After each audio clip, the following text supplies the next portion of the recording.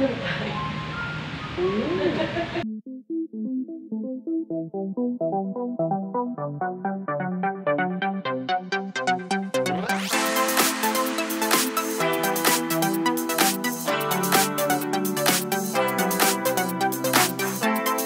sa aking channel. Ngayon, try natin kumain dito sa Seafood Bucket Unlimited Restaurant.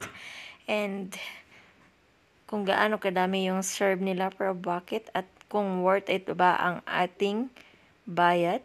So, don't forget to like and subscribe my channel para updated kayo sa tuwing mag-upload ako ng aking video.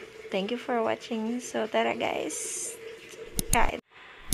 So, tara guys, kain tayo. Ngayon pala, ito yung mga, nila guys, yung mga naging customers nila before na kumain dito. Mga, news anchor, gaya nila Susan Enriquez. And mga iba-iba pang mga artista, mga kilalang tao. And, dito pala to sa Parañaque, guys. And, yung isang bucket nila, guys, is worth $5.49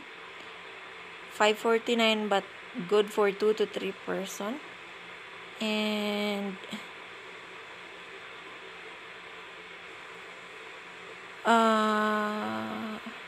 para sa akin guys is hindi ako masyadong masaya sa aming nakain. Very disappointed because yung crab nila is sobrang liliit at payat. Tapos, yung shell nila gaya ng mussel at yung tahong nila is halos walang laman. Kaya, ayun, hindi sulit yung binayad namin. Just for